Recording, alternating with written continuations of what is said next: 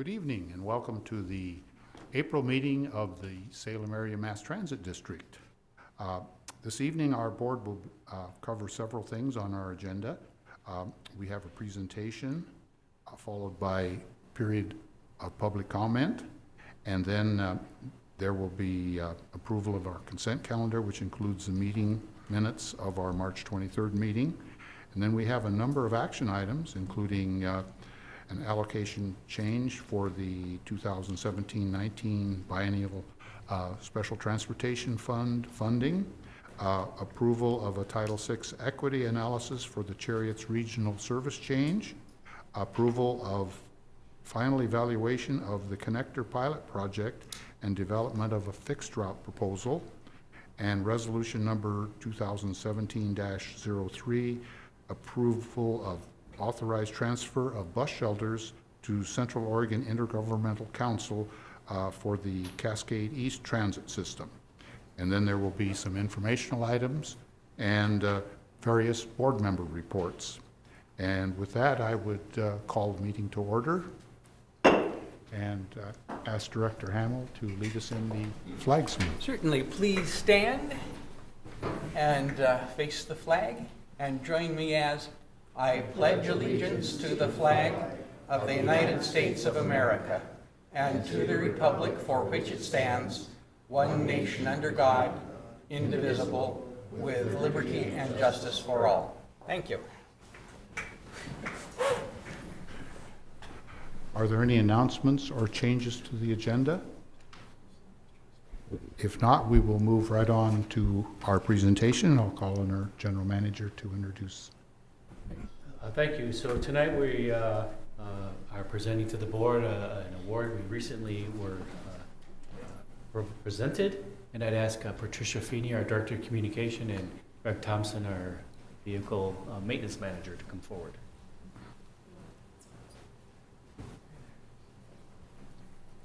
Good evening, President Krebs, members of the board, and General Manager Pollock. We are very humbled and pleased to present this award to you. It is from the U.S. Department of Energy's Clean Cities program. Cherriots was honored with what they call a Trailblazer Award for going above and beyond operating sustainably. And what I wanted to point out that this was a regional award, and the people that are eligible, or the fleets that are eligible, include Oregon, California, Washington, Idaho, Utah, Hawaii, Wyoming, Colorado, and British Columbia.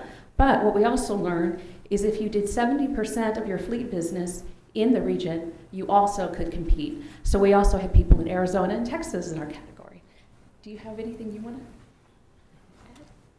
to add? It's been, the awards were kind of new. There's always a sustainability summit that happens. It's been in Salem, it's been in Portland, and it's kind of, they have vendors and shows from green fuels, CNG fueling stations, alternative fuel vehicles. So it's always a neat place to go, and getting the award is pretty special too. Without further ado, we would like to present this to President Krebs. If you would step over here for a photo. Oh, that's right. You were going to hold it for us? Where would you like us in front of the Cherriots?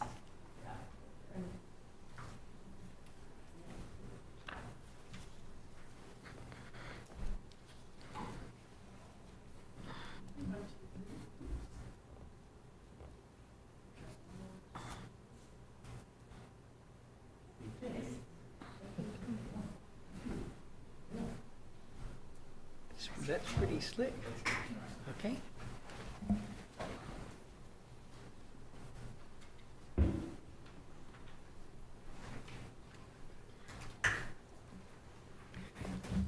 I have one question about the award. Is this both public and private fleets, or just public fleets? It is both private and public. Or And that's why we government, have yeah. people from Arizona and so forth. Correct. Okay, thank you. So that's very, very nice. That's pretty slick. And we get to receive the award, but actually it's the staff that makes it happen. And it's your award more than it is our award. So thank you. And with that, yes. I would just like to say congratulations to Cherriots. This is one of our strategic goals is to be a sustainable organization, and I think this is just wonderful. I'm really proud of us, of you all. Now we have a period for public comment. Linda, has anyone signed up?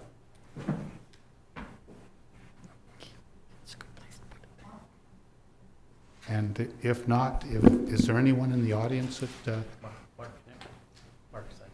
oh, Mark?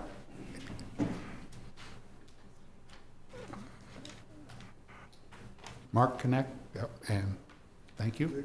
Good evening, board members, and Alan, Pollock, and Bob. I have a couple of questions. I noticed that we have we have some new bus shelters in the community, and the resolution 2017-03, what is that to authorize the transfer of bus shelters to Central Oregon Governmental Councils? Is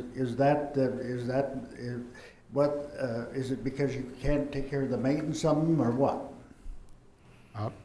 What has happened is that we have replaced a lot of our bus shelters with newer models that are more attractive and easier to maintain. And some of the older bus shelters that were removed still have shelf life, so we're giving them to Bend, which is a fledgling district. It's just been around for a couple of years, and they are trying to get cobble together some things to make their district better, and we have these shelters, so And the new bus shelters, I noticed the benches aren't as long as they were in the older ones, I suppose. Is that because, so somebody in a wheelchair can sit there? Yes, that's one of the reasons. Yeah, that's what I thought. And also so transients aren't sleeping in them. Yeah.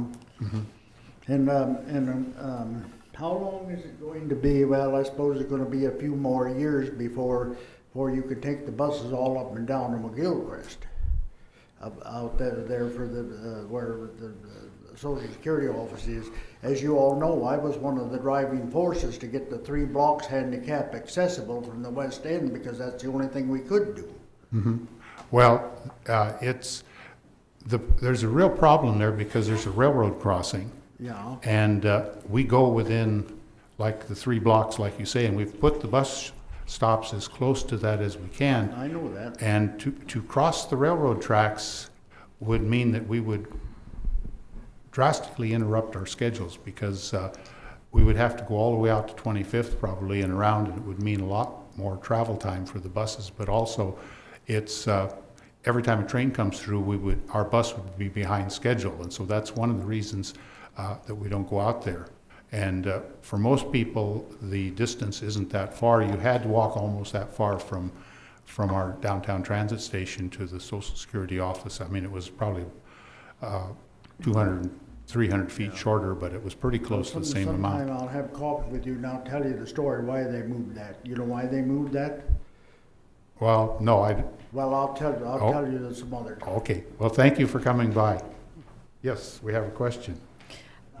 Mark, the other reason is that there are not sufficient sidewalks on 25th, and so. Well, they had to put a sidewalk on the north side. They couldn't put it on the south side because of the depth of that ditch.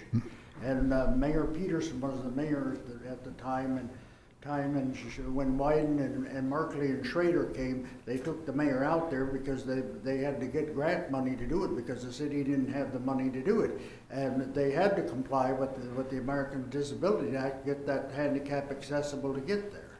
And then after the ODOT was aware that railroad crossing was being used to get there, but the federal was not. So I took the liberty and called the Federal Railroad Administration, their offices up in Vancouver and Washington, for Oregon and Washington, and the lady said, well, I can't control the speed of the train. They go with about 10 miles an hour through there because that's considered the yard area there.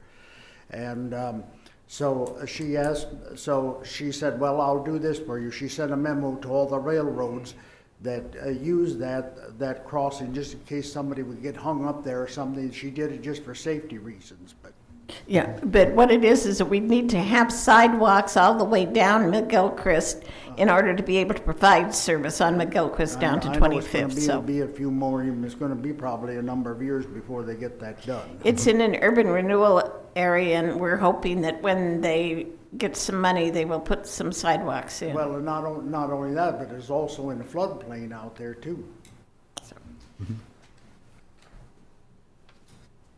And is there anyone else that wishes to speak to the board at this time? If not, we'll move on to the consent calendar. I move the approval of the consent calendar. I'll second that. Been moved and second. Any discussion? All in favor signify by saying aye. Aye. Opposed, same sign. Motion passes. And now we will get into our action items, and I'll call on our general manager to introduce our first. Thank you. So the first agenda item, I'd ask Ron Harding, the Vice Chair of the Special Transportation Fund Advisory Committee, to please come forward and present the report.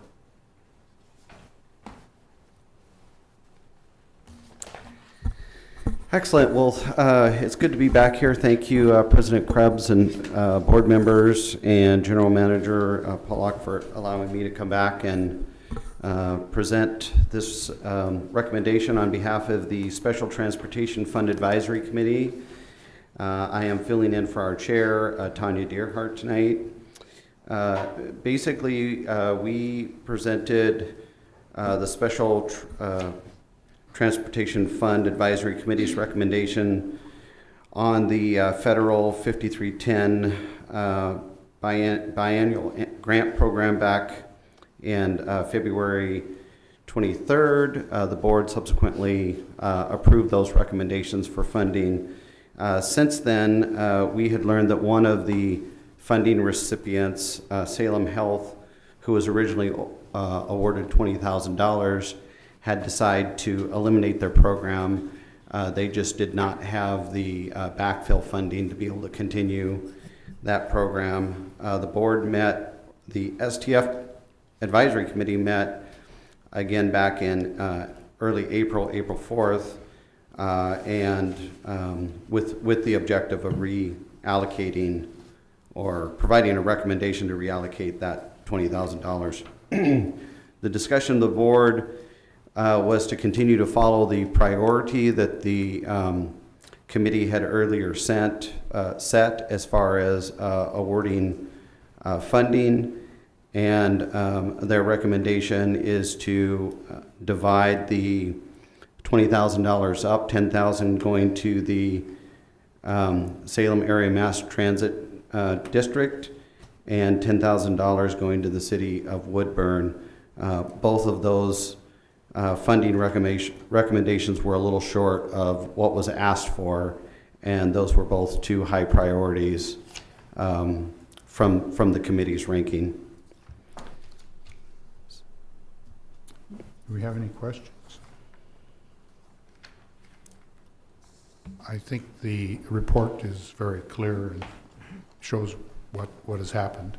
Do we have a motion? Yes, I move that the board revise its original funding allocation of the 2017 to 2019 STF program funds with the amounts shown in Table 2 in the report, and direct the general manager to submit a revised application for 2017 to 19 STF funds to the ODOT Rail and Public Transit Division.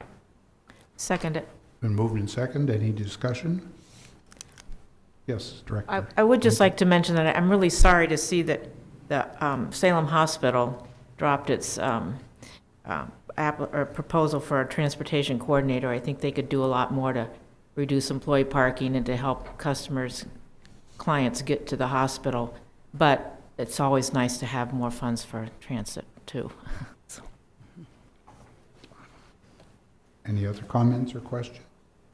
All in favor signify by saying aye. Aye. Opposed, same sign. Motion carries. Excellent, thank you. Thank you. And the next item on our agenda is Title VI Equity Analysis. Great. I'd ask Matt Bergren to please come forward and present the report.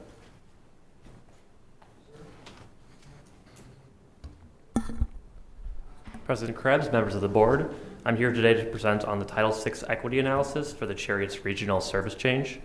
The goal of this analysis is to ensure we're not disparately impacting or disproportionately burdening minorities and low-income populations in concurrence with Title VI of the Civil Rights Act. Salem Area Mass Transit District currently operates the CARTS regional system, which includes a number of demand-responsive services. CARTS routes 10 through 50 are deviated fixed routes that travel from Salem to outlying communities in Marion and Polk counties. Through the approval of the Cherriots regional service changes, the board has authorized CARTS 10 to 50 to be converted from deviated fixed routes, which is a type of demand response, to regional express routes, and no longer allowing flag stops and route deviations. So we're going from demand response to fixed route. Our current Title VI program requires an equity analysis whenever there's a major service change, which includes the introduction of a new route. So the new routes 10X through 50X would qualify as the introduction of new routes. Although the establishment of each of these routes qualifies as a major service change, the revenue hours and revenue miles of these new routes come at no expense to other fixed routes. Therefore, by the definitions in our program, there are no adverse effects, and as a result, no potential disparate impacts nor disproportionate burdens.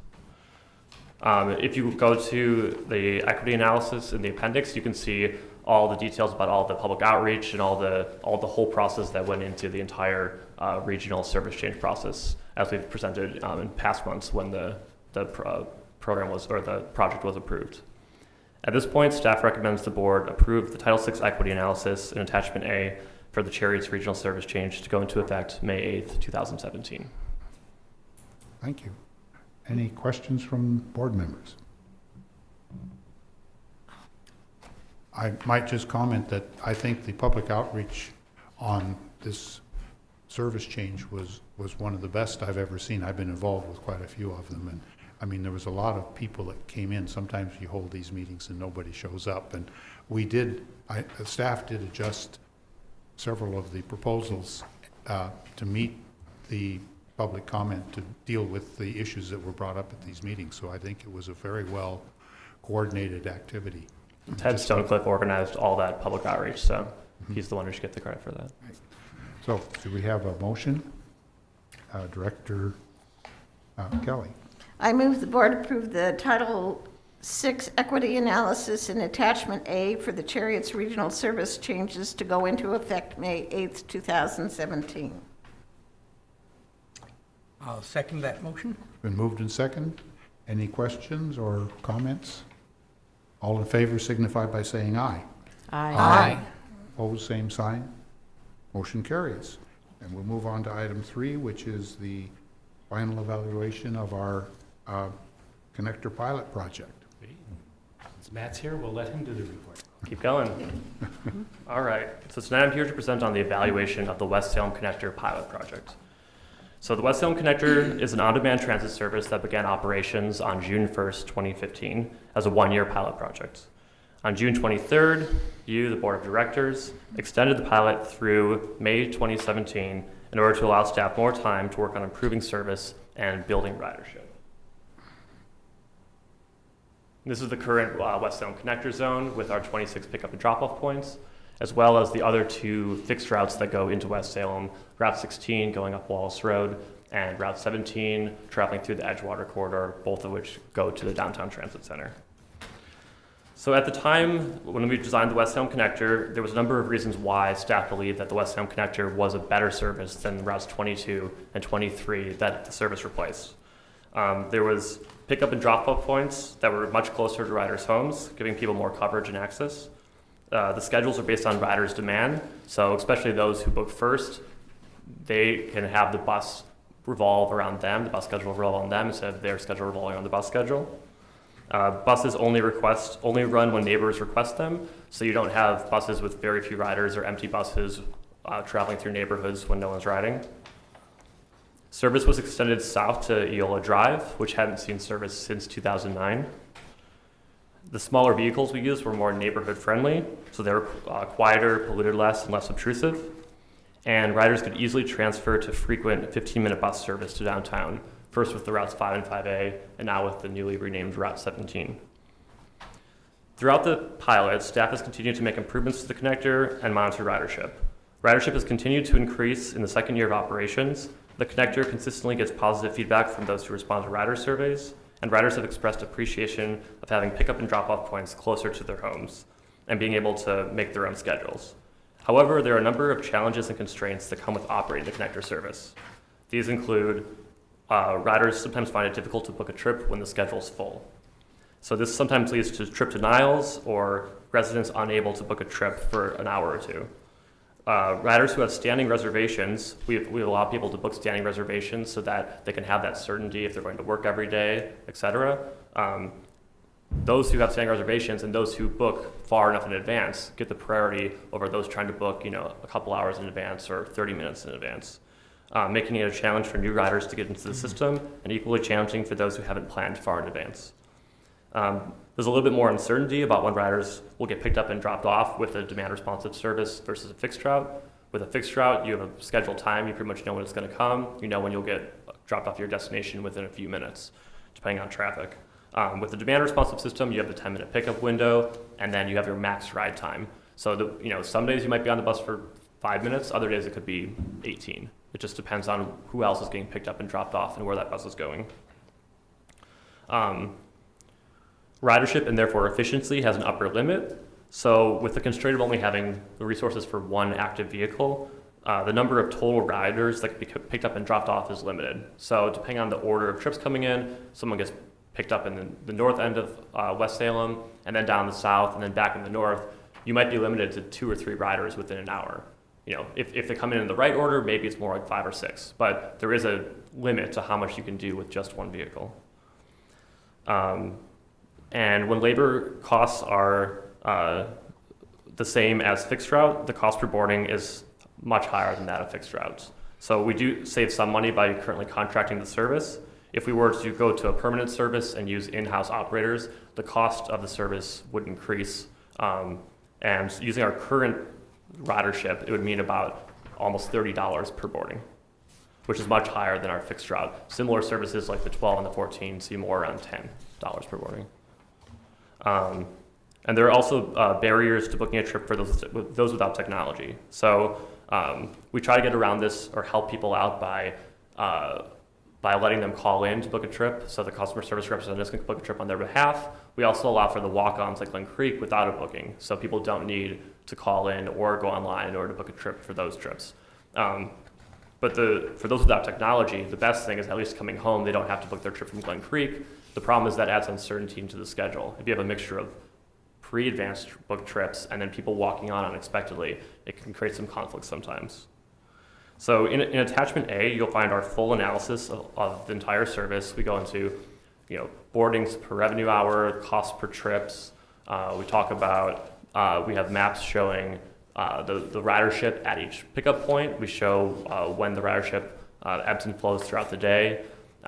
The connector committee, as well as the executive team, got together and went through all of these facts, and then we also considered what are our options. So with this evaluation, we wanted to say, okay, let's just take everything off the table, and what are our options here? So we could go from completely removing the service and having nothing in West Salem, to keeping the service as is, or with slight modifications, to some kind of fixed route replacement. So as part of the evaluation, we thought it was important to look at all of those options and have an honest discussion, an open discussion about what would be the best solution for our riders. What's the best way to build ridership and to serve our riders? And after exploring these alternatives, the staff's recommendation is that a fixed route solution might be better for the riders than the current connector solution. So today I'd like to show you the current state of our proposal. So we were looking at both reallocating some of the resources from our current fixed route, Route 16, but also then taking those revenue hours from the connector service and creating 2 smaller fixed route loops in West Salem. So we believe that we can try to accomplish a lot of the goals from the connector while also solving some of the problems with the connector with this change, proposed change. So just to give you a quick overview of what our proposal is, Route 16 currently goes up Wallace Road. Instead of coming back down Wallace Road, it would take Riverbend to Wintergreen, to Brush College, to Doakes Ferry, down Orchard Heights, and still continue back into downtown. Then with the vehicle or with the revenue hours of the bus that we use for the West Salem connector, the idea would be able to have an hourly service. Each of these loops takes a half an hour to run, including layover. So you'd have the bus first be doing Route 26, going up Glen Creek, starting at Glen Creek Transit Center, going up Glen Creek to tie it into Orchard Heights. And then for the second half of the hour, it would go up Glen Creek, down Burley Hill, down Yola, and then follow the path of the Route 17 through the Edgewater corridor. So the goal of this is to provide a similar amount of coverage as the connector does, but also give people more frequency and more certainty about when the bus will be there. So one thing we were able to do in this proposal is, although all three of these loops are hourly service, you'll notice the 16 and 26 are overlapping and the 26 and 27 are overlapping. We've actually designed it so they're offset by 30 minutes. Kind of like we have the 8 and the 18 right now that are offset by, both hourly service, offset by 30 minutes. So this would provide 30-minute service along Orchard Heights from Dokes Ferry down to Wallace, and also along Glen Creek Road from Burley Hill down to the Glen Creek Transit Center, or down to, Glen Creek Road. So the way we came up with this proposal was actually using all the data we've collected from the West Salem connector. So this map represents all the connector points and all the ridership at those points for the last year. So you can see there's some connector points that are barely used, and there's some connector points that are hotspots that are used a lot. You can see around the high school, there's Dokes Ferry and Ptarmigan is used quite a bit. There's the stops along Orchard Heights. There's multiple developments there, multifamily developments there, unit developments there. So we use that as a basis to say, how can we put most of the service, try to get as much of the 30-minute service near as many of these people as possible, and also still provide as much coverage as possible. And just to give you a sense of what this would mean for access, there's 3 colors here, and sorry, I've realized after I made this that there's blue, that's the river, Willamette River, and then blue as well on the map, so sorry if that's confusing. But there's 3 colors. Red means that these people currently are within a 5-minute or a quarter-mile walk from a connector point, and now it would be a little bit farther, so maybe 6 through 10 minutes. Then there's blue, which means they're currently within a quarter-mile walk, 5-minute walk for an able-bodied person, and they would continue to be within a quarter-mile walk of a bus stop on one of these new routes. And then green are places where no one is within a quarter-mile walk, and now they would be. So the net gain of this is a loss of coverage of about 7%, going from, I believe, 2.6 square miles to 2.4 square miles of coverage. But still, if you look at the half-mile walk shed, most of West Salem would still have access as they do today. And unlike the old 22 and 23, you have smaller loops that take less time to go all the way around, and you're providing coverage all the way down to Yola. You're also creating the 30-minute corridors instead of, with the old 22 and 23, they were running every 2 hours during the midday. And then sometimes they were offset a little bit, but not exactly right. So you essentially had, 1.5 to 2 hour service during the midday. For many of these people, you now have 30-minute service throughout the entire day, from 6 a.m. all the way up to 9 p.m., just like the connector does today. And the rest of the people would have hourly service. So that is the proposal. And I've already touched on a few of these points, but just to walk through some of the benefits we were trying to keep, and then also some of the disadvantages we were trying to help. So I've walked through the coverage, how some people would have to walk a little farther, some people would have to walk less, a net loss of 7% of coverage. There would also be, we would continue to have service extended south to Yola Drive, which is one of our goals. The riders can easily transfer to frequent 15-minute service. That's still the case. So with the old 22 and 23, there was 2 options transferring to Route 24 or Route 25. One you could do at Glen Creek Transit Center. The other one you had to do on Wallace Road. It was kind of confusing. They weren't always timed correctly, so there was long wait times. The way we have this service timed, for the 26 and 27 coming into Glen Creek, you'd only have to wait 3 to 5 minutes for the transfer to get to downtown. It's about a 10-minute ride into downtown.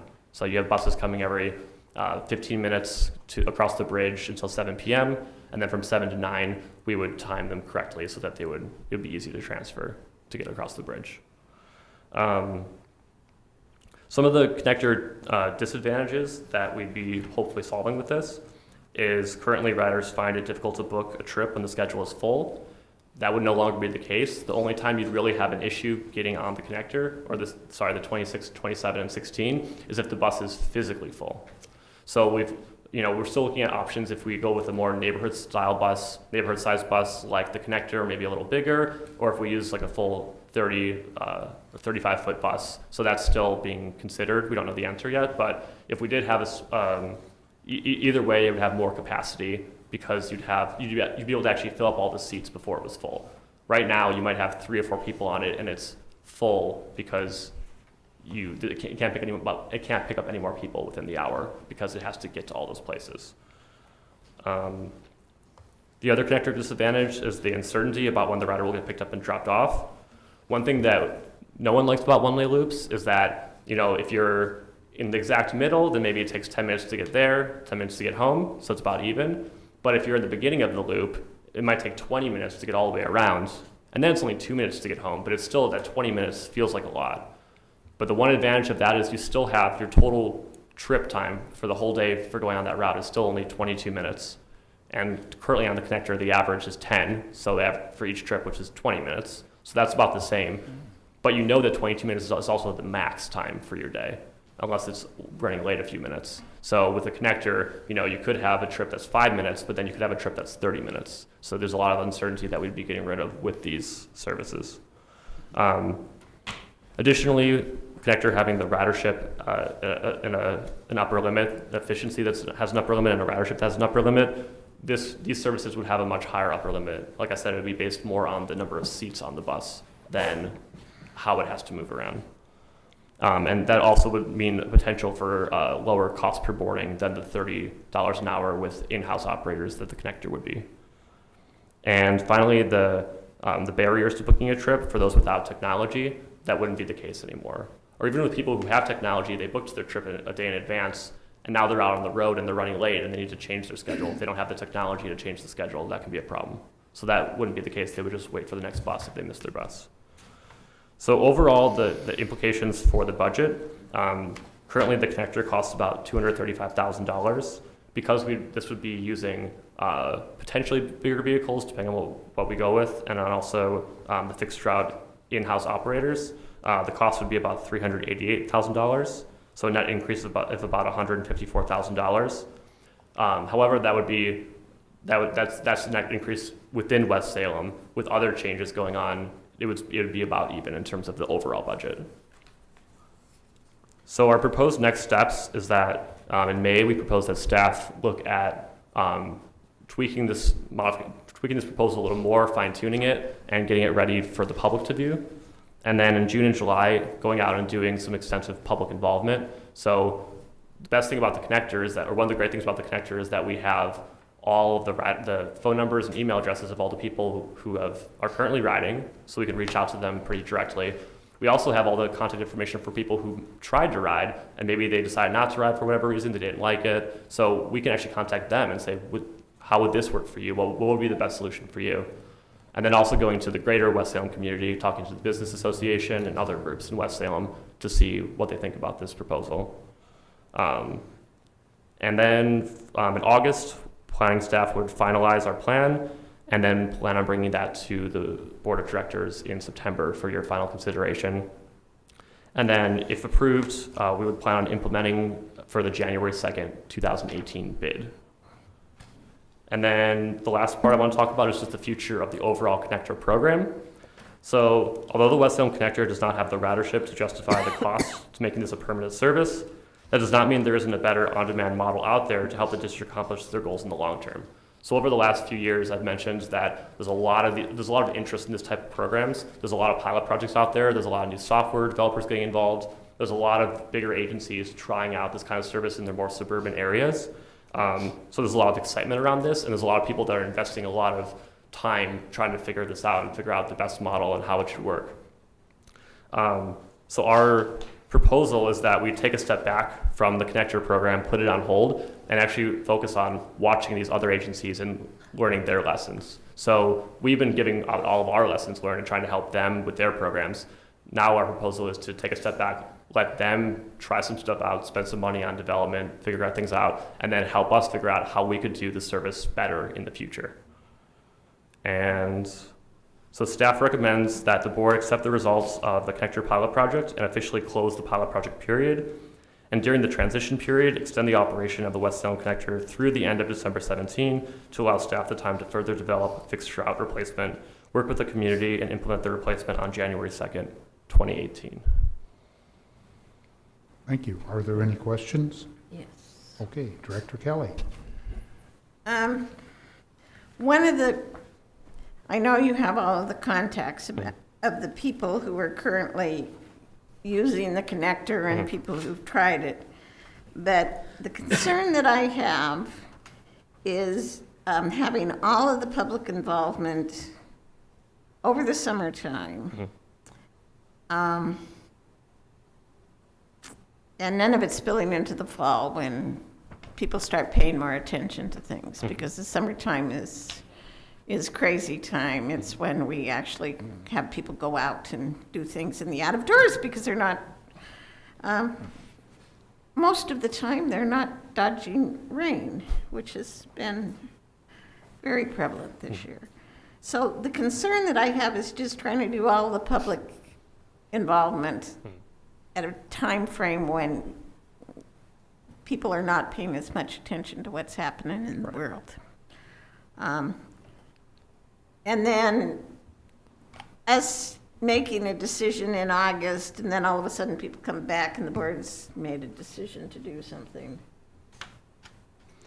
in September when people start paying attention to things again. Right. So one of the constraints we had is if we're trying to get the new service launched in January, we just have to have enough time to do all the scheduling, blocking, run cutting, and then get the bid out to the operators and all those public materials. So that's what we started with the January. Well, we looked at September at first and went, that's not possible. So we went to January, and then we tried to work back from that. So that was part of the constraint. So trying to get, I'm just trying to think real quick. Yeah, it's if we wanted to get everything done, typically we try to get everything finalized 3 months before the service change starts. So that's why we recommended going to the board at the end of September, the September board meeting, so that we'd have October, November, December to do all the work involved in getting it out on the road. I understand. I just think that it's maybe a concern, and maybe because you have more and better contacts, we won't have the same problems. Now, I noticed that on some of the discussion, it's talking about, I have a few questions on this. Yeah. So, it's talking about vans. But that's scenario one. What do we currently have in stock that would be bigger than what we're using now and smaller than our regular buses? In terms of for our fixed route, we have the 35 and the 40-foot buses. We don't have any kind of in between. So the assessment now that we'll work with operations on is what are our different options for, like, do we want to move towards this idea of a more like neighborhood shuttle program where some of our neighborhood circulators have a bus that's maybe in between the size of the current connector bus and our bigger buses, or do we want to just maintain our current fleet size? So that's still in development, so I don't know all the details about that, but as we're looking at buying new buses, those are some of the options that will be considered. Yeah. So do we know if anybody in the state has something of a size that's in between the little ones and the 35-foot buses that they're not using? We don't as of yet. Is Probably that the worst, I don't know if this is the right word, worst case scenario would be start the service with the 35-foot bus until we can get a replacement bus. yeah. We designed the routes so that we could be flexible in that we could run it with a 35-foot bus. We could, of course, also run it with a smaller bus, but we wanted to make sure that no matter what the fleet constraints were, this is the path that we thought would be best. So it actually worked out in both situations. So.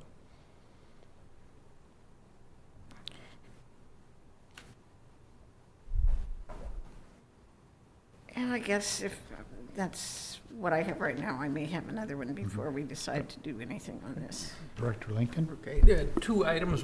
One is that if I understood Director Kelly rightly, you'd be more at ease if we push the schedule back 3 or 4 months. Would that be about right? Well, I'm just concerned. I don't know that we should push it back that far. I'm just concerned about doing a, One effort we could make is to reach out to the students before the school year ends. So we could make, a special focus on that, if that helps. yeah. The other thing is then that doesn't capture the freshmen who are probably, to some extent, more apt to need the services a bit more than some of the existing students. I would hope that while you're doing the plan finalization in the first part of September, we might still have some public outreach. You can work on your finalization, but at the same time have a little bit of public outreach just so that we don't discover by having a room full of people, although it would be lovely to have a big audience. It's not always fun to have a big audience on something you've done. So what I'm thinking is if you go ahead and work with what you have with public outreach over the summertime, and then do at least 1 or 2 events in the first half of September after kids are back in school, so that we have a little bit more of a public outreach then. Because I really don't feel comfortable with the summertime outreach totally. Yeah, we can do that, and then Be a little bit more flexible, and then, that gives us both the summertime and then right after school starts, when people start looking at their schedules and things, something to work on. Okay. and then whatever final proposal is approved by the board, then we'll have September through December to get outreach. Yeah, but this is, And maybe this make is some pretty, final adjustments to that program. Well, I mean, if, Not really final adjustment, but be able to help people with trip planning and all of that. Right. I think what Director Kelly's bringing up here is that we had a couple incidents with the CARTS program where we had some strong public comment on the program, and we made some adjustments because of that, and that's what the board would like to have. If there's something that comes up that there is strong public feeling that we shouldn't do or should do, we can at least address that before we finalize the program. Sure. Absolutely. Right. I'm thinking back on some other things that we had, like taking away the ability to do a flag down and get a ride, and having set places you can get off without other things we've had in the past, and this is really in the past. This is the problem of having a historian on the board, but we had one meeting with like 75 to 100 people.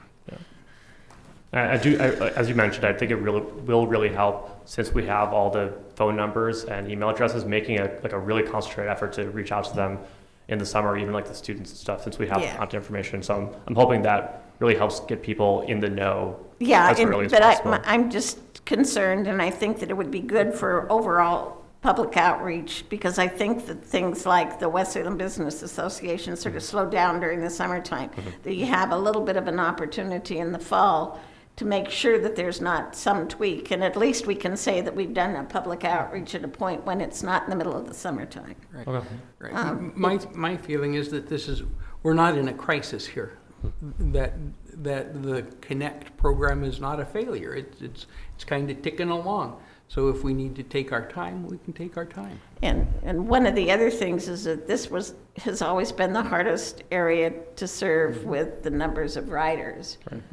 So I'm hoping that it's not a total failure as a concept, because I have great swaths of people who have sort of some of the same geographical limitations, and we have virtually no service. Yeah, I wouldn't. It's define not it as even total, within but- a half a mile service in great swaths, as you know, in my sub-district. Yeah, I don't think it's a total failure as a concept. I think it works really well for some people, and it doesn't work very well for other people. And it's, no matter what we do, whether it's a fixed route or demand response, there's always going to be winners and losers. Yeah. But we're trying to get as many people as best a service as possible. So that's the goal. Yeah. Yeah.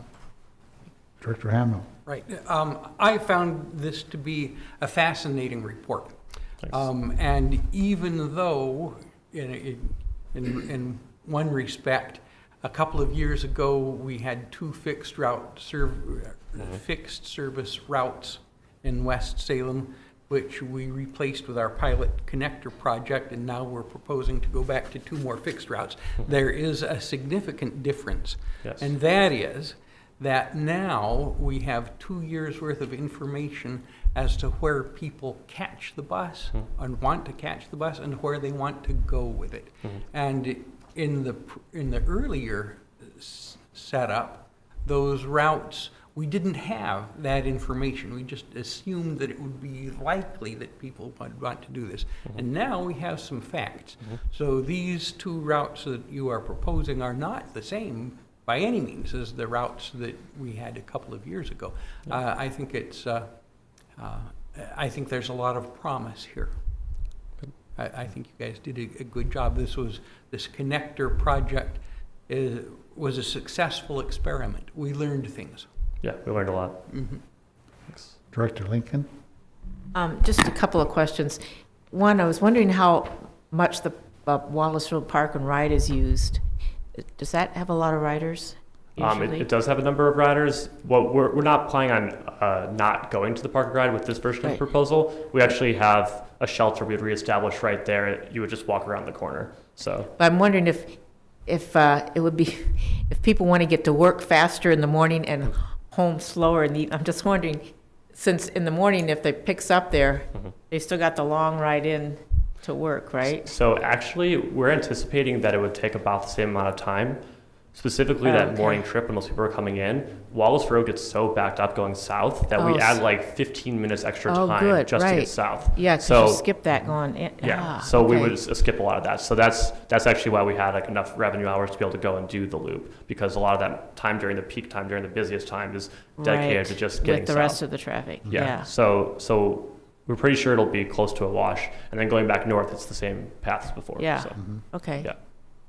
Another question was, do you have the slide with the bubbles that show all your, the big one over on Dokes Ferry? Yeah. What's that spot? That's by it's on Geller. It's the Yola Heights Apartments. Okay. So this is a scenario that's the one point with some ridership where you'd be about a half mile away, a 10-minute walk away from service. And the debate we were having was we don't believe we're going to do some testing and just test this out, but using the models we're looking at with the speeds we're looking at, we don't believe we can go Glen Creek to Yola, go to Burley Hill, take a right on Yola, go to Geller, and then circle around, and then go back to Yola and go all the way back. So the option was essentially either go down Burley Hill or take 27 out Glen Creek all the way to Dokes Ferry and come down south, serve those housing units there, and then go to Yola. The problem with that is, one, you're losing the service on Burley Hill, but it's not just the Burley Hill service, it's all the neighborhoods east and west of there within a 5 to 10 minute walk wouldn't really have as best a service. And then also along Dokes Ferry, most of that's not developed, doesn't have access to the neighborhoods. So you would definitely be giving better service to those two developments there, but most of the rest of the path would be pretty much just running the bus. So that was how we had ended up on this preferred scenario. And there's no way, it looks like from the map, there's no way to get from where you turn east on Eola to just make a little loop or a little jaunt out there. That's what we kind of looked at. You could make a jog out there and do like a kind of little baby loop at the end of the loop, but we don't believe that there's enough time to do that whole thing and then still make it in and have a respectable amount of recovery and layover time. But it is something that we wanted to at least test out and just verify with real buses. That's a tweak you could do after you get started. It's one thing that we'll be looking at, and during the public outreach period, we'll be looking at all the different kinds of things we can turn on and off, getting public opinion, seeing what the best solution is. So. Yeah, so these maps are just to give you a concept of what we're looking at. Right. I don't mean to be micromanaging. No, it's fine. It's a good question. Yeah. Director Kelly. One of the things that would be a concern about doing something like running it down Dokes Ferry and thinking that you can get any sort of ridership is there are no sidewalks on Dokes Ferry in that area. That's right, yeah. Because I drive it a fair amount, in doing alternate routes to go further. But they could, most likely, I think there are sidewalks inside the developments, are there not? For those two developments down at Yeah. on Geller, there's sidewalks right in front of them. So we have a connector point right there, and it's in front of a sidewalk in front of them. That's throughout the neighborhoods to get over to where the bus Oh, you mean is. kind of zigzagging through there? Yeah, we kind of looked at that. You'd have to turn like 7 times. No, I'm not saying the bus. Oh, What I'm okay. asking Oh, for about is, walking. Oh, yeah, for yeah. walking, Yeah, there it's are walkable. sidewalks inside, Yeah. right? Because it's been developed at a point where. Yes. Because a whole bunch of West Salem was developed, Yeah. and they did not require sidewalks. And so that's one of the things that's been really hard to serve the area, because we don't want people walking along the side of the road. So, That's what makes it easier to serve Eola now versus in like 2009, is there's been all the sidewalks been put in there. Yeah. So it makes it a lot better for fixed route service. so the question that I had was the sidewalks, so that they can access down the area where the little dots are now. Might become bigger dots if the folks at the big dot are walking down to the little dots. And this whole map, the way I developed it, it was looking at the walk distance, but it's basing it off of the road network. So for the next presentation I make for this, I'll make sure that in particular I highlight what the walk distance would be, what the path would be for those people. So I'll make sure that's in my next update to the board. I think, oh, no. One final question. When you were giving us the background for scenarios and what you decided to do, I do have this one question so that I'm not taking this wrong. Yeah. On scenarios 3C, you said it's an option between scenario 3A and 3C. Did you mean scenario 3A and 3B? Can you say it again? The third option is so scenario 3C. Oh, yeah. I meant 3A and 3B. So what we did is we had the 3A scenario, which was just the Route 16 Yeah. reroute. The 3B scenario was going in the middle, and then for 3C, I said we could combine those concepts a little bit. So yeah, So I that's just a thought that's typo. what you meant, but I just wanted to make absolutely sure I Yeah. was, Yep, there wasn't something in 3C I didn't see. you got it, yeah. Okay. Any other questions? Read. I think, I had some, but I think they've been answered by the other directors. Are we ready for a motion? I move the board accept the results of the connector pilot project and officially close the pilot project period. During the transition period, extend the operation of the West Salem connector through the end of December 2017 to allow staff the time to further develop a fixed route replacement, work with the community, and implement the replacement on January 2nd, 2018. Second? It's been moved and second. Any more discussion or questions? All in favor signify by saying aye. Aye. Opposed, same sign. And motion carries. And our general manager would like to make a comment. I'd just like to make a comment because this kind of closes a significant activity for the district. This pilot project was a major undertaking and quite frankly, I think a great one. You know, you start a pilot project, you're not quite sure what the outcome's going to be. What I think this has done is not only taught us a lot about our service, it taught us some options. And while we may not be actually doing what the pilot project was looking at, it has built, I believe, a better system in West Salem, given the fiscal constraints that we have. And that's one thing we probably didn't talk enough about. We're trying to do all this with a pie that's not necessarily big enough. So if for those who've been around a while, you know, this was kind of all conceived back in the days of the PSU study, which Matt was a part of, and he's taken that, implemented it, and now I think as we transition to make our service even better, and I would agree we haven't seen the last of experimental type services by this district. And Matt talked about earlier, lots of agencies have tapped us for our lessons learned, and we have shared that. And actually, Matt's going this summer to the APTA Intermodal Conference to talk about our project, so others can learn about it. And now we're letting others work out some of the kinks. if you look at some of the other pilots, it's been happening, it's been by much bigger agencies. And so really from a smaller operator perspective, we have valuable insights to share, and I applaud a job well done. And Director Kelly's comments about additional outreach as we get closer, well, we didn't talk about, I think might have happened anyways, because we're going to kind of do that process where we've got a concept, we're going to go out and get feedback. We're probably going to tweak something, so we're going to want to go out and say, okay, here's what we're tweaking that we're going to bring to the board. So I think it works well with the comments that you brought up about that right before the board meetings outreach. So I think that all ties in nicely with that. So I want to at least publicly say to Matt and the planning team and operations who had to make all this work, well done. Exactly. And I think that I, as a board member, would be willing to have a late agenda item or an update on the agenda item for the September board meeting, so not to have to meet all of your normal deadlines for agenda. We know it's an agenda item, but if you want that time, we can have a shorter period of time for the what you put forward as a proposal. Understood. And be perfectly happy with that. Okay, any other comments? Well, thank you again, Thanks.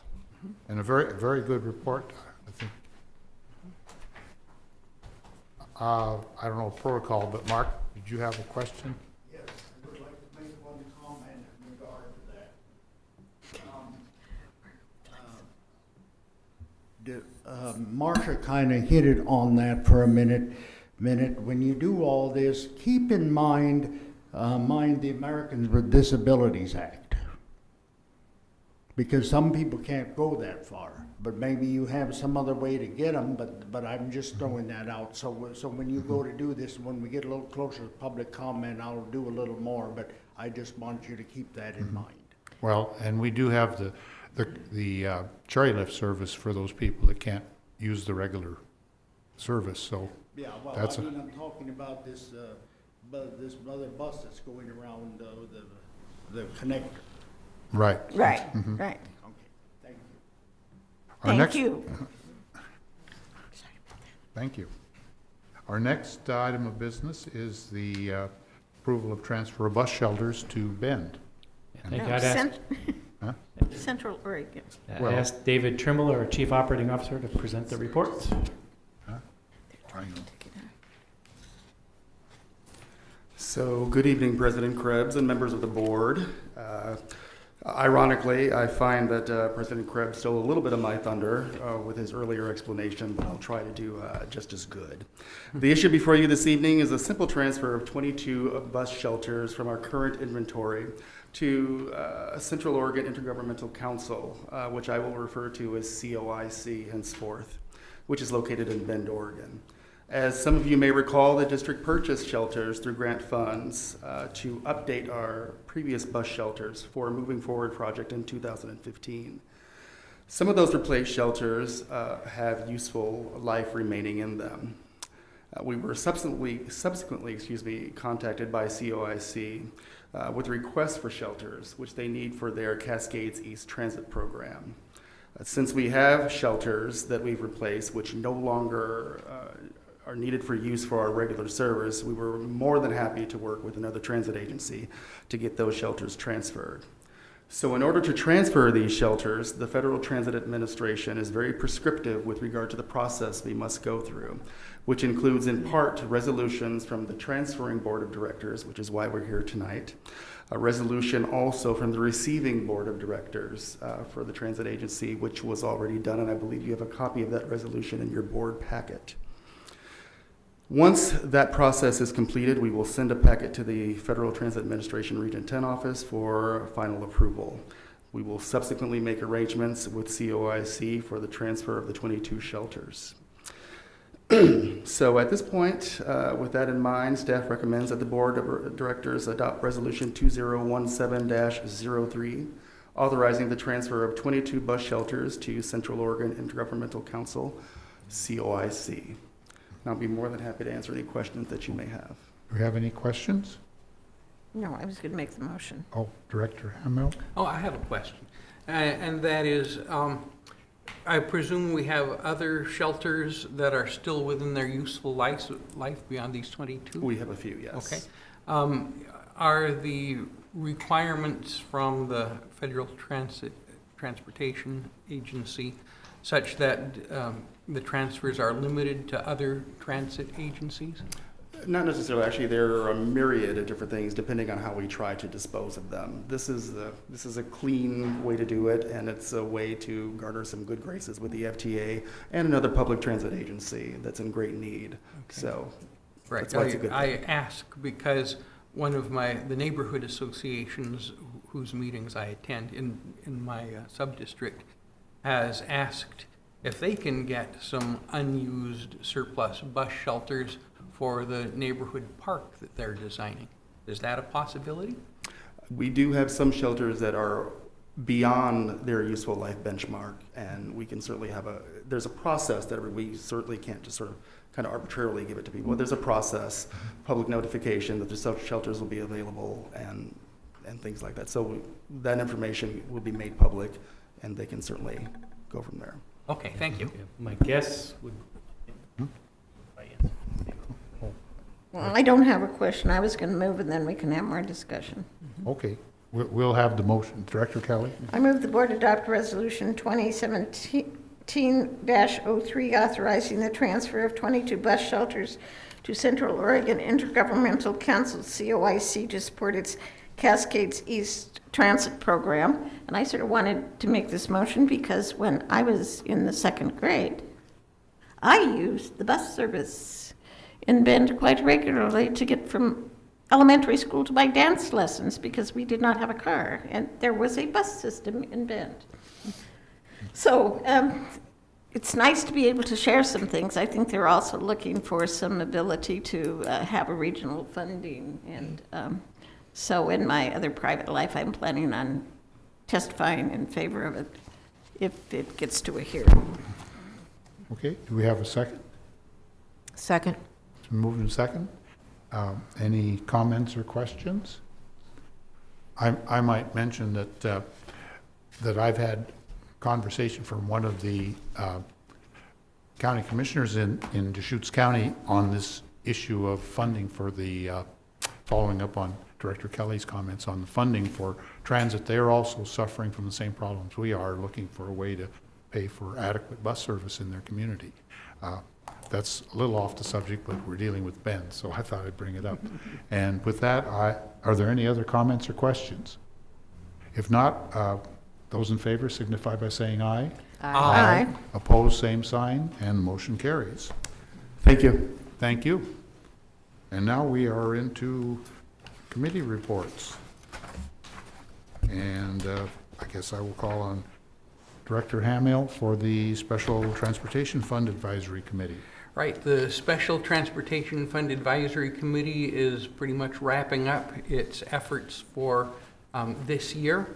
And we had a meeting at the beginning of April where we introduced the new board members that we approved at the end of March, and did some orientation with them.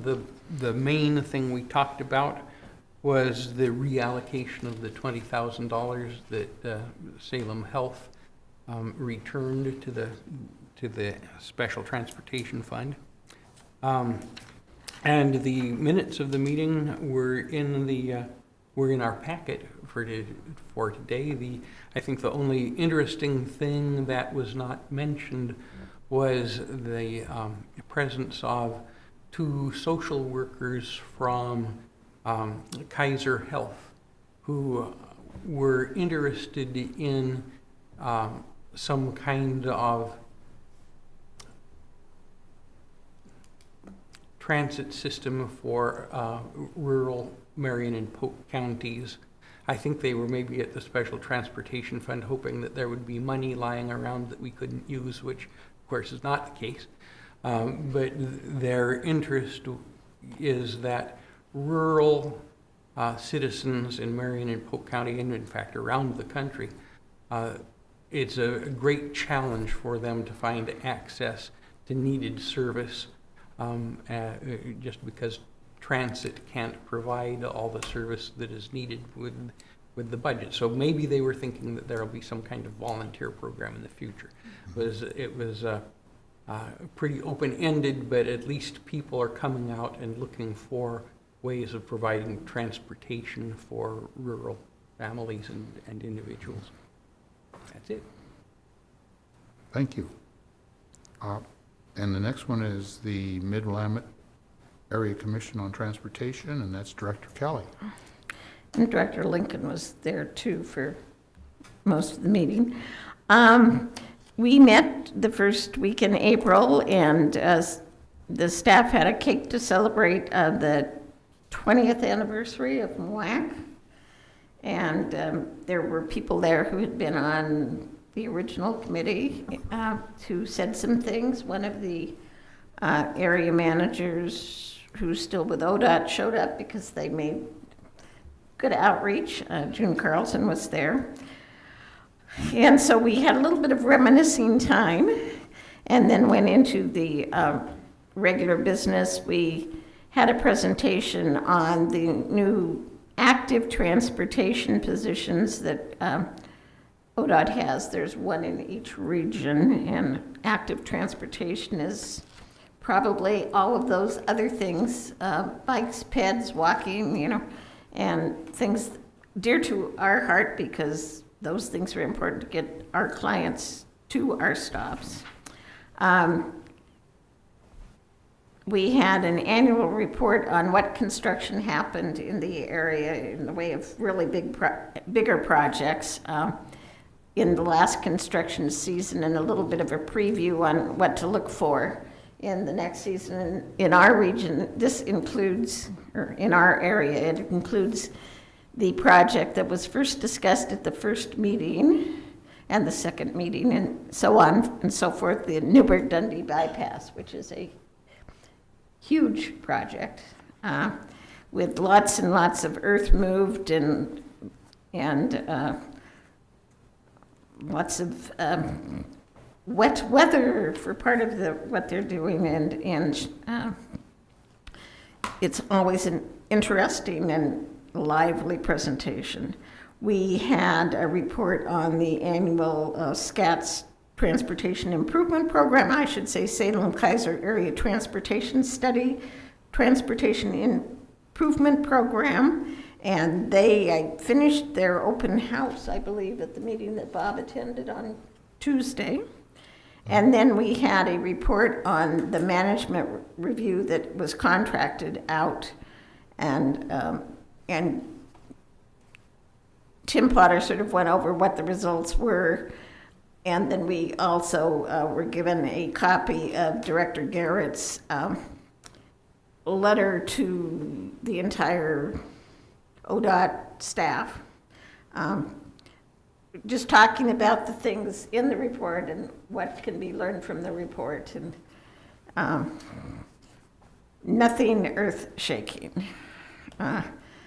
When you get down to all of the details, it was, they had some ideas about too many change orders and in some areas, but overall, when you look through it, it was pretty good, and sometimes it's really hard to do transportation projects without change orders because you run into things that you do not know you're facing.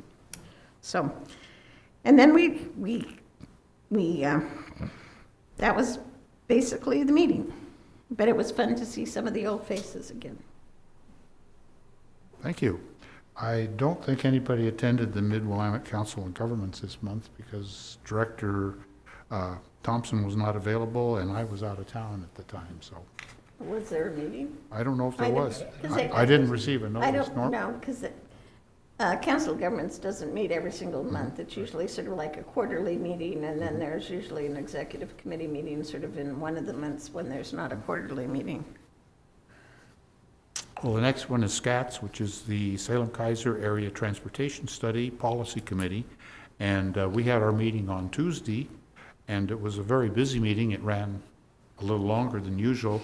Our main activities, we approved these SCAT's fiscal year 2018 to 23 Transportation Improvement Program and associated air quality conformity determination. That was approved by the SCAT's board. And we also approved the Unified Planning Work Program, which is another type of, it's how we do our work and how we do our public outreach and so forth. And I'm speaking of SCATs when I say we in this case. And then we had an amendment to the 2015-2020 Transportation Improvement Program, just to move some money from one fund to another that, because of different funding becoming available in a short period of time. And then we had a very long discussion on the proposed legislation to establish metropolitan planning organizations as taxing districts for transportation purposes. And that was some of the same issues brought up by this board have been brought up by them. They're concerned about who's going to control it and how the funds are going to be levied, and also the match dollar restrictions. We had our board meeting on Monday to sort of discuss this issue, and I should say the transit board, our transit board had a meeting on Monday, and I did present the feeling of this board to the SCATS committee, and basically I told them that I sent you a copy of this memorandum earlier today, but I'll just kind of go over the points here. Right now, there's no bill pending on this. It may be a part of the transportation bill. The SCAT board does not have any issue with the proposal as long as it doesn't compete with funding sources for transit. And the SCAT board is opposed to giving MPOs authority to use property taxes as a revenue source. And we assume the new vehicle excise tax would be constitutionally designated for roads and not available for transit. And then I like to do this in every time we're talking about the transportation bill, that this board strongly supports a dedicated revenue source for public transit, and we support the legislative suggested 1/10 of 1% payroll tax, which would be paid by employees on, this is about, and to look at what this tax would cost an average worker. A person on minimum wage would pay about 39 cents a week or $1.60 a month. But I presented this and left a copy of this with them for the record. And then we had, talked about a draft, we saw a draft public participation plan, and then there's also just some brief discussion, because the meeting was running out of time, on the congestion mitigation and air quality fund distribution, and that's still up in the air. No decisions have been made. And we also, the next, well, I'll talk about that when we get through, but that's sort of what we happened at that meeting. It was a busy meeting and a lot of good discussion. The next item is me again, and that's the Oregon Metropolitan Planning Organization Consortium, and that meeting has been postponed until there's a transportation bill, and then that group will meet and discuss the bill and try to be supportive of it.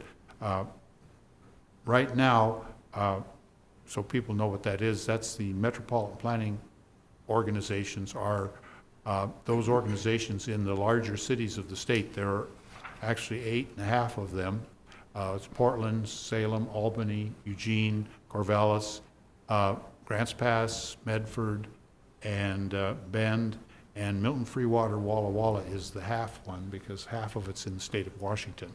And these are the members of the OMPOC committee. And with that, I think that's my report, and we're ready to ready for the general manager's report. Great, thank you. I do have a few items. So that just to follow up on your comments about the transportation bill up at the state legislature, yeah, we are all anxiously awaiting the publishing of the bill. Every week I keep saying a couple weeks, but hopefully it really will be in a couple of weeks because the committee has gone dark. And once that comes out, we will certainly brief you on it and take whatever action we feel necessary based on what it says. I do want to thank those of you who came to Transit Day at the Capitol a couple weeks ago. That was a good turnout and a good show of force from the transit community and spreading the message of the importance of transit. And we should thank Mark too, Yes, because Mark yeah, was. that's right. Mark was there Mark was alongside us. A couple of other things. So today was Take Your Sons and Daughters to Work Day, and we had a good turnout at Transit. We had, about 25 kids all together, riding buses, learning how to fix buses, doing stuff in the office. I'm not quite sure what that was, but we had a little get together for all the kids and took them on a tour of Keizer Transit Center and had them run through the bus wash, which is even a hit for the big kids supervising. So it was a good turnout today. And yesterday was Administrative Professionals Day, and had a nice little celebration for all our administrative professionals. I'd like to thank Director Lincoln and Director Bush, who came to our little luncheon and said a few words on behalf of the board, which was greatly appreciated. And you should have gotten your invitations in the mail yesterday for the recognition banquet coming up in June. Hope you can all attend, where we'll recognize service, safety, and safe driving in our recognition. Just so after the meeting, Dr. Hamill, I can follow up on your question about the shelters. There's a little bit more I can share with you. Super. On what to do. And with that, that concludes my report. Oh, thank you. And my report's fairly brief this month. Unlike last month, I was on vacation for a number of days. My major thing was I attended 2 SCATS meetings, I attended 2 board meetings, and I attended the Chamber of Commerce greeters in West Salem this last week. And other than that, and I had a radio interview on KYKN with Gator, and I thought it went very well, discussing the issues that we have with transit. And with that, and I had about 4.5 hours of community service, so it was quite an easy week, or easy month this time. One of the things while I was on vacation, I rode a couple transit systems. I rode the Los Angeles system, and they have these tap cards. And you just tap them when you get on the bus, and it goes beep, and that's all you have to do. And you don't run them through a slot or stick them in something, you just tap them. And then I got on the Vancouver system, and they have the same type of tap cards, and you just tap them, and you can ride all over town on them. And I understand that TriMet is working on installing this system in Portland in cooperation with C-Trans, and that we have people on our staff that are working with TriMet so that when they get the bugs out, we can bring it on down here, and we'll have a card that'll work all over the northern Willamette Valley. So that'll be a real asset to our customers, because they'll be able to travel without having to stick things in and make it much more convenient. Mm-hmm. So with that, I'm going to call on Director Hamill. Okay, well, I like that tap card business, because I have from time to time taken public transit from Salem up into Portland, and we carried little Ziploc bags full of exact change for each of the rides that we needed. And that would be a great improvement, it's true. In addition to the Special Transportation Fund Advisory Committee, the biggest transit-related item I had for this month was from the local chapter for the American Council for the Blind, which is primarily the Salem area. And they were stimulated, and not in a positive way, by the change to the bus bay assignments that's going into effect May 8th, in conjunction with the change to the carts, to the Cherriots regional system. And it's not that they don't approve of the effort to rationalize the service. It's just that it takes blind folks so long to memorize where things are that when they get moved around, they just tear their hair. So we had a discussion on that, and they had some ideas which I can talk to General Manager Alan Pollock about at a later time. So that was the main discussion. Director Lincoln? Well, I missed the last board meeting, but I watched you all on CCTV a couple days later and stayed awake for the whole meeting. Wasn't as boring as I thought it was going to be. I also went to the Salem Chamber Luncheon and heard a good discussion about marijuana and the business of marijuana in Salem. And then Salem City Club also had a discussion of marijuana. So I know a lot more about selling and pricing marijuana than I ever did before, maybe really cared to know. Attended the West Keizer Neighborhood Association meeting and Transit Day. It was real interesting spending a day at the Capitol and talking to legislators. Seeing how many people were there, which was really nice too. All the support for transit. And then stopping by yesterday for Administrative Services Day, that was really nice. Every time I see more people that I didn't know were working here.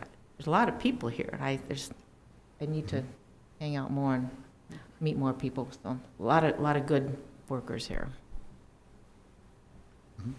Thank you. And Director Kelly, you get the last word. Okay, so I attended the work session, the Area Commission on Transportation, the special meeting that we had Monday night. And then, of course, I'm here tonight. I was at the lobby day at the Capitol and the Salem City Club.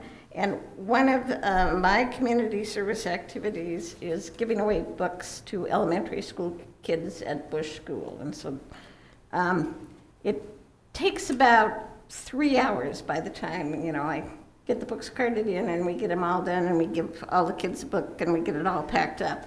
There's other time involved in ordering the books, but it's always fun to see happy kids with books, and the minute they see me in the building, they say, "It's book day!"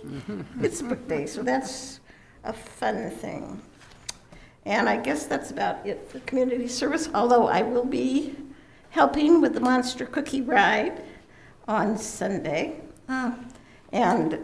so I may see former board member Hirsch Sangster, who's president of the Bicycle Club, I think, this year, and so I usually see at least Marianne at the bicycle ride. So if it's a nice day, people, the Monster Cookie Ride, you can still ride even if you haven't pre-registered. So, Thank you. Any other comments or announcements before we adjourn? Then the meeting is adjourned.